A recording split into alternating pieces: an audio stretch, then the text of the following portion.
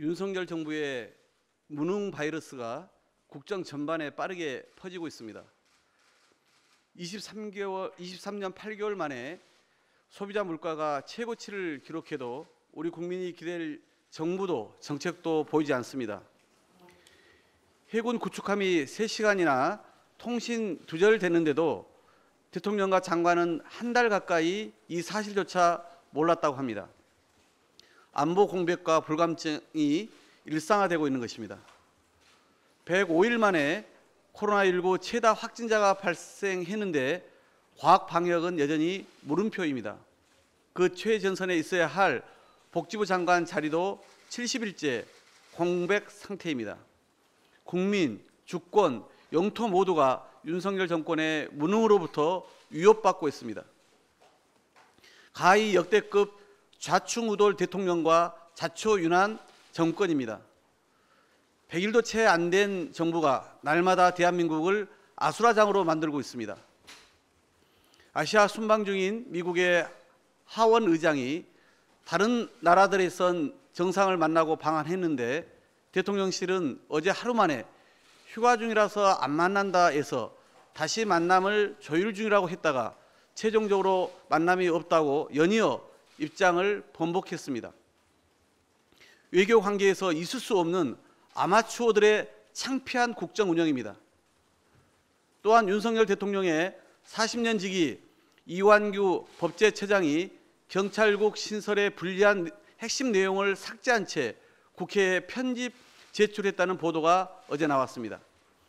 법제처의 존재 자체를 부정하는 경악할 만한 국기문란 행위입니다. 윤석열 대통령은 이완규 법제처장을 즉각 경질하고 이상민 행안부 장관과 사전 협의하였는지 관련 사실 일체를 국민 앞에 소상히 밝혀야 합니다. 윤 정부 인사 무능과 실패의 아이콘인 박순애 교육부 장관이 이번에는 내년 3월에 그만둘 것이라고 셀프 시한부 사퇴를 예고했습니다. 눈 씻고 찾아봐도 이런 장관은 없었습니다. 무책임하다 못해 정말 황당합니다. 윤석열 정권에서 검증된 것은 인사 무능뿐이라는 시중의 말이 조금도 가볍게 들리지 않습니다.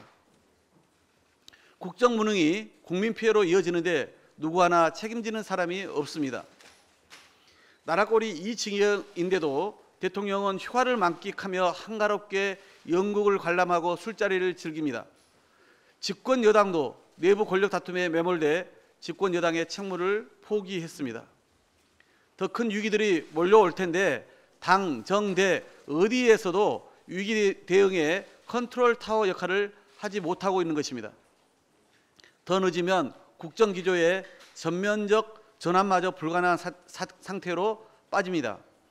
대통령의 당당한 휴가보다 대통령의 당당한 휴가보다 대통령실과 내각의 인적 쇄신이 급선무입니다. 위기 대응을 위한 국정 컨트롤 타워를 바로 세우고 그간의 실정에 대한 뼈저린 반성 위에서 분명한 쇄신, 실질적 변화에 나설 것을 거듭 촉구합니다. 용산 대통령실 이전을 둘러싼 불법 비리 의혹 전반에 대한 국회 차원의 진상조사가 불가피해졌습니다. 대통령실과 대통령 관저의 공사 관련 김건희 여사의 사적 수주 의혹이 계속 불거졌지만 대통령실의 해명은 동문서답 아니면 묵묵부답입니다. 대통령 비서실장과 총무비서관 등 책임 참모들의 끝모를 무능이 대체 언제까지 이어질지 국민은 답답하기만 합니다.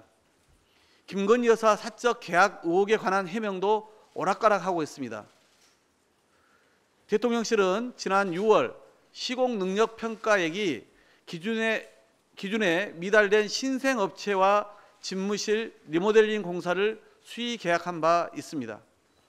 당시에도 해당 업체와 김 여사의 사적 인연 의혹이 제기됐고 대통령실은 급하다 보니 아름아름 소개받았다고 둘러댔습니다. 반면 2주가량 앞서 5월에 계약했다는 이번 대통령 관저 리모델링 공사의 사적 수주 의혹에 대해서는 경호처가 철저히 검증했다고 해명했습니다.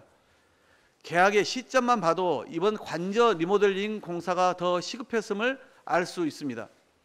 더 급하게 시작한 공사는 경호처 검증을 거쳤는데 더 늦게 시작한 공사 계약은 아름아름으로 했다는 건 전혀 앞뒤가 맞지 않습니다. 대통령실 이전 전반을 둘러싼 의혹에 관해 국정조사를 포함 국회법이 정한 모든 절차들을 조속히 검토하고 진상규명에 착수하겠습니다. 여당인 국민의힘도 국회 운영위 개최를 더 이상 회피해서는 안 됩니다.